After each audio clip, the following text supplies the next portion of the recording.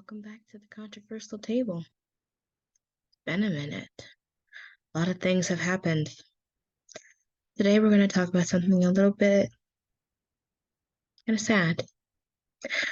Today we're going to talk about loss, loss, personal sadness, depression, and just how to deal with death in your family. As you all know, earlier this year, my father passed away, and it took a lot out of me. But before I continue, please like, comment, and subscribe to the controversial table. This episode is sensitive, so if you are sensitive to someone's death or someone recently dying in your family, please take the time to deal with that before you watch this video. Death is a part of life. Eventually, we all die. Eventually, we all stop breathing, whether it be by disease or by old age. Most of us like to die by old age, not anything bad happening like homicide, suicide, those things. So, please get comfortable. If you have something that brings you comfort as we talk about this, please use that. This video won't be very long. This is something to get that. I haven't posted in a minute, but we're coming up on the last week of school. School starts for a majority of people in Maryland next week. Yeah, next Monday.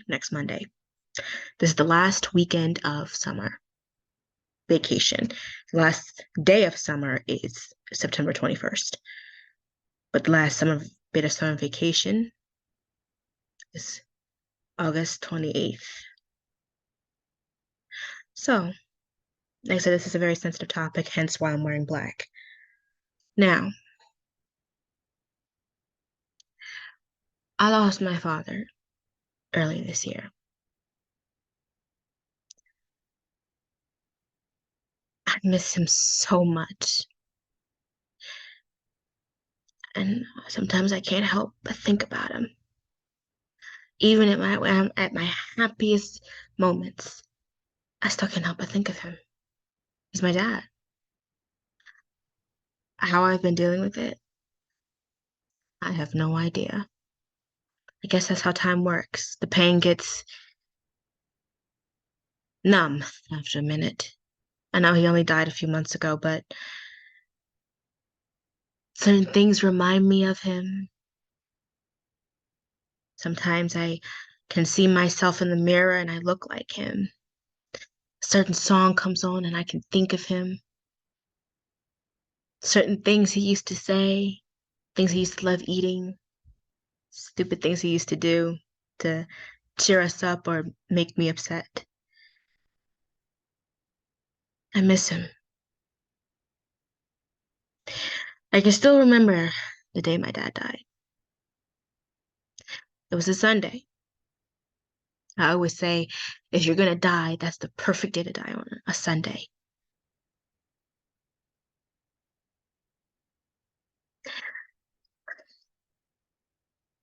I remember it like it was yesterday. I was with my cousin out. We were door dashing, but then we decided to stop. And we went to BJ's to get something to drink, to get some juice and stuff from BJ's. Some cute black boy handed us his members card so we could shop around, and then we got in and we got a call while we were in BJ's from my aunt saying that my mom called. They were going to take him off life support because there's nothing else they could do for him. And I had dreamed, I woke up that May morning with so much grief in my heart. Like, I knew he was going to die very soon. Very, very soon. And I prayed to God and asked him, please heal my father. Don't take him away from me. And then he wasn't getting any better. I asked God, take my father. Take him. Because I don't want him here if he's in pain all of the time. And my father knew himself. He knew himself that he was going to die. He knew. He just knew.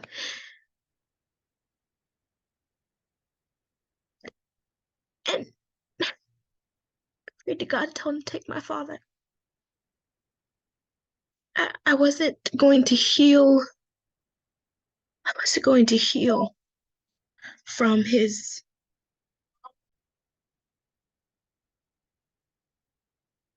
um it was just I just knew. And he knew. And the fact that he knew and I was having dreams, I was like, this is about to happen.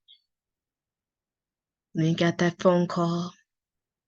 We ran over to the University of Maryland, the hospital, not the school. And I saw his state.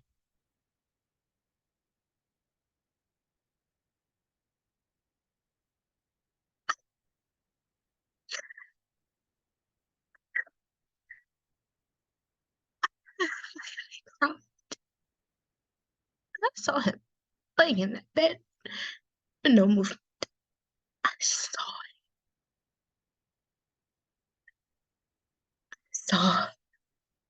I touched his hand. It was so warm. It was so it was so warm. He was so warm.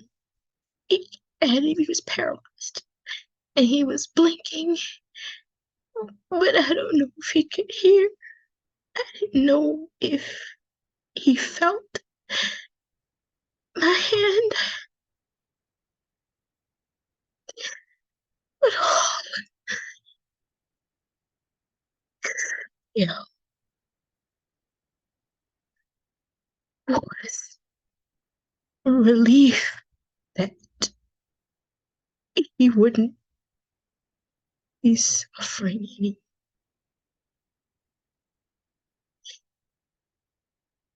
I told him how much I loved him and how sorry I was. All the things that have cost him, and that I forgave him.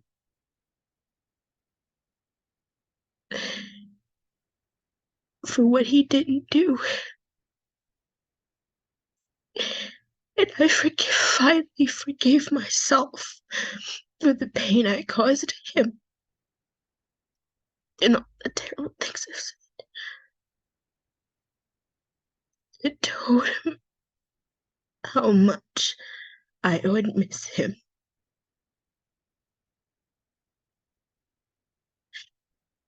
And it is so hard. And that night, when they took him off of life support,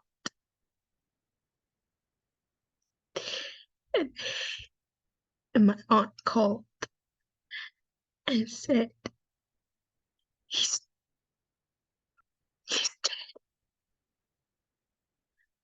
I thought I was going to throw up. I, I, I screamed, oh God, wow. That's all I scream, oh God, no. So I could get out.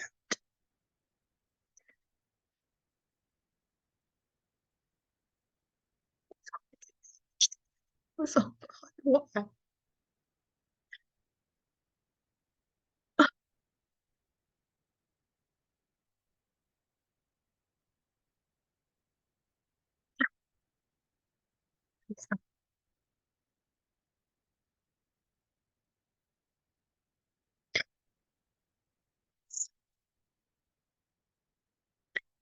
And I was in consciousness letting me down. So I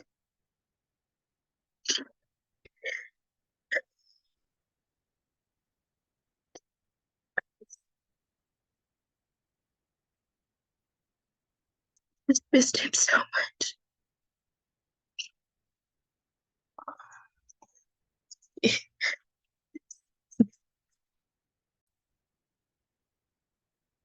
Sorry about that. I needed a minute.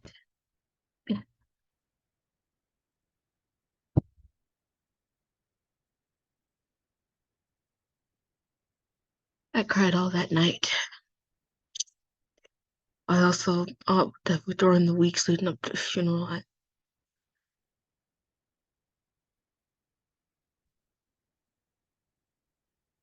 leading up to the funeral, I wanted to die. I wanted to kill myself and join him. I wanted to be with him.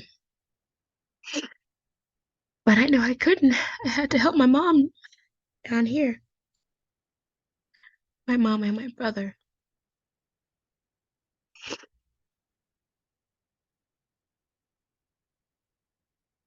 And I had to be content. I had to be brave for her. I needed help. I needed help. And I got it. I need to get myself together. So the way I dealt with it was talk about it. Talk about him. Laugh. Cry. Walk. Pray.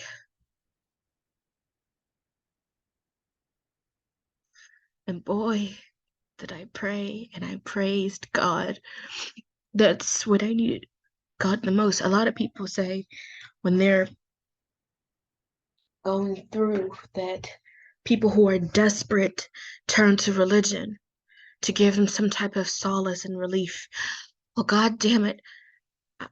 I wasn't looking for God. I already knew he existed. I just needed to go to him. And to people who say that, how can you live like that? How can you live knowing that your son or your daughter, your sibling, your grandparents, your parents are just gone forever? That you're never going to see them again. That you're it's just oblivion. There's so many religions. Which one is the right one? I want to ask you this question. When you hear people talk about the Book of Quran and then you talk about um, Torah, and you talking about Islamic or Buddhist, you do realize there are three religions that praise the same God. There are two other religions that pray to different gods and goddesses and think that their loved ones are reincarnated into animals.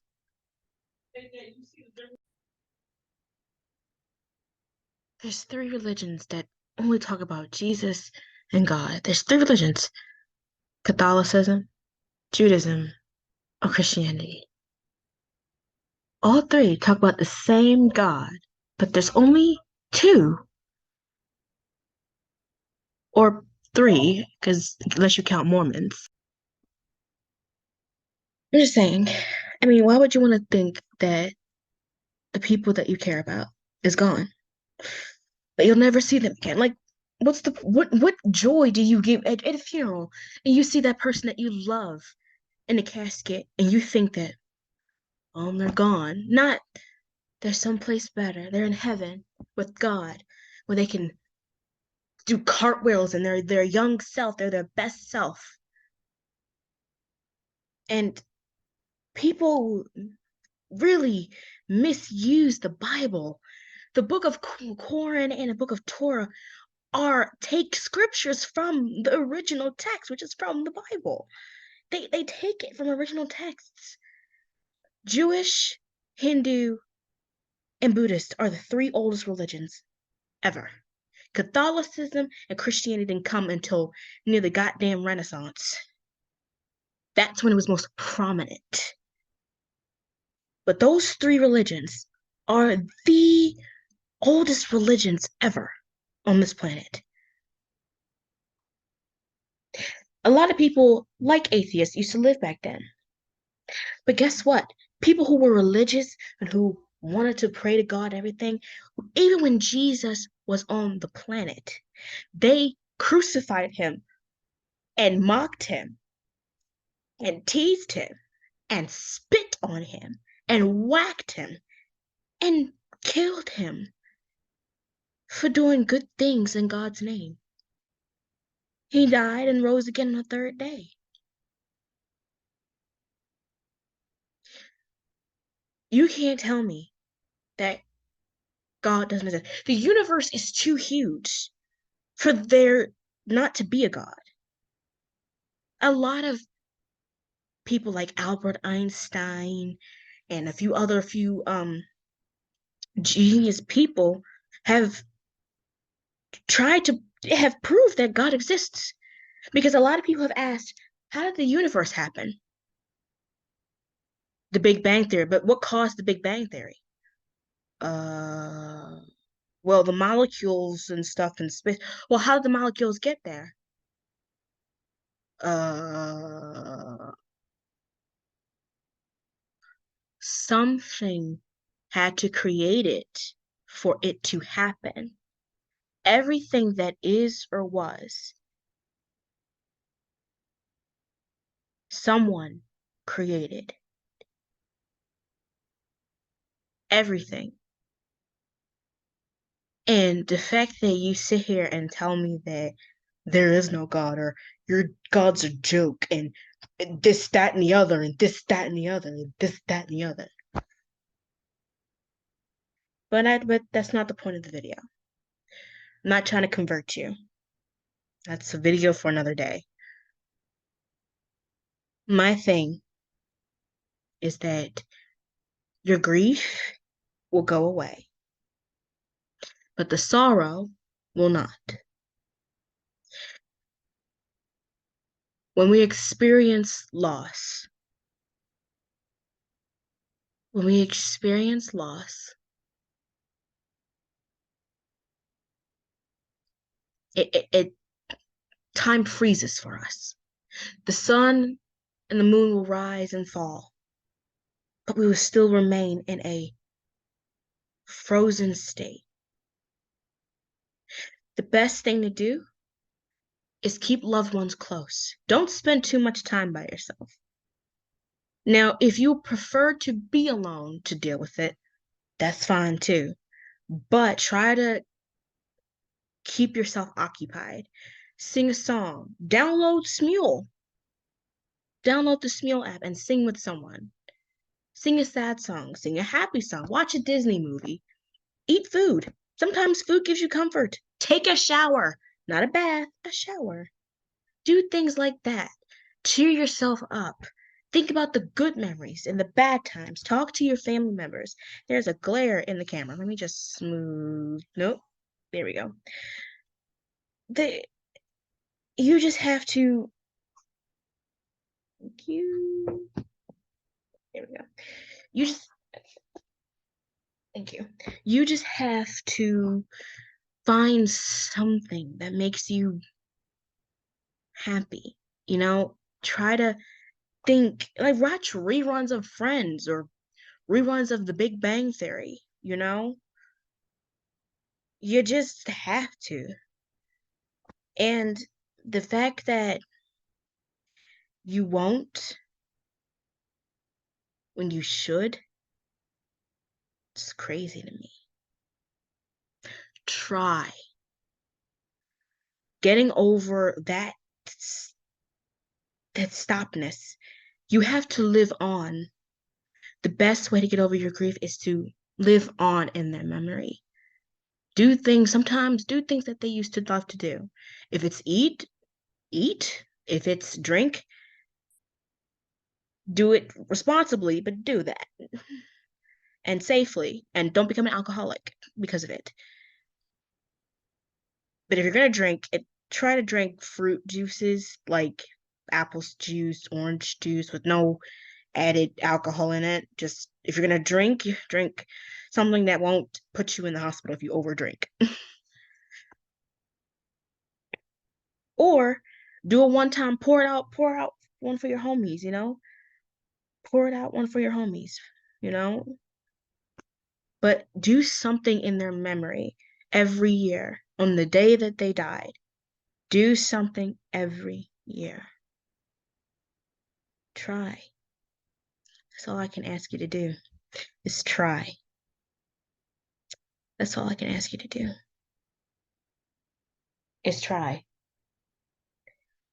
Try to live.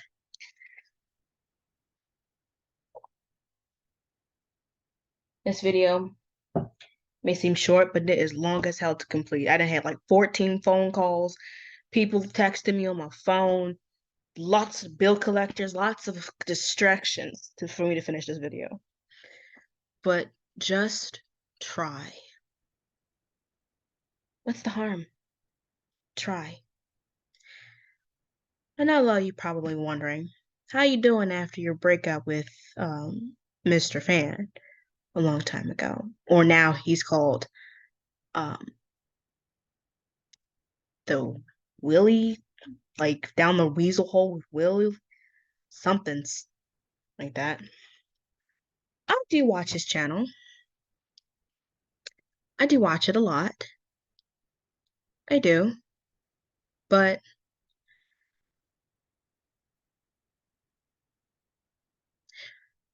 I check on him. That's what I do. I check. And his channel, it's okay. Some of his advice I wouldn't. I'd double check and do some research on before I'd go on it. I've looked at his videos. Trust me, I've looked at his live streams, and trust me, you might want to double check your research and before you do anything he suggests, especially on how to handle anger. I think that's one of his latest videos, how to handle anger, and then something else he put up a few days ago. But fact check, please fact check. The best way to avoid doing something stupid is by listening to an influencer or wannabe influencer like me or like myself or him. Check your facts. Try your very hardest to check your facts. Try your hardest to try things on your own. Just me and him, even though I'm not working with him anymore, just as a disclaimer, we are not responsible for any confoundings, conversions, conspiracy theories, or anything. We are two people entitled to our own opinion. If you don't agree with it, you don't agree with it. That's fine. That's up for discussion. Talk to me, talk to us, but try to not blame this. And as for parents out there who are watching, whoever you make sure your kid is watching someone who isn't a grown man or woman. Let them watch Minecraft video. Like like get YouTubers like um Life of Shark, Moose, Unspeakable. That's really it. That's all they really need to be watching on YouTube. Do not let them find SML or Super Mario Logan. Do not let them find Markiplier. Do not let them find Renegades React. Do not find Corey Kenshin. Don't do that because all these other YouTubers out here cuss like their lives depend on it. At least on those YouTube channels, they censor or blur anything that's inappropriate. Their channels are kid friendly. The ones I just named are not kid friendly. Even Dashie. Dashie, you don't, no. No. No. You are responsible of what your child watches on the internet, not us. We are not your babysitters. If you want a babysitter, there are plenty of them out there. Do not let your kid watch me or Mr. or down the weasel hole and Will don't do that. Do not. We are not your babysitters. And if you're letting your kids watch us, you need some help. CPS needs to be involved. Be responsible on the internet. That is another video for another day. But be responsible. This has been the Controversial Table. This is not really a controversial topic of death. This is just a PSA. So be safe out there. Tell everyone that you know that you love them, whether you're angry at them or not. Peace.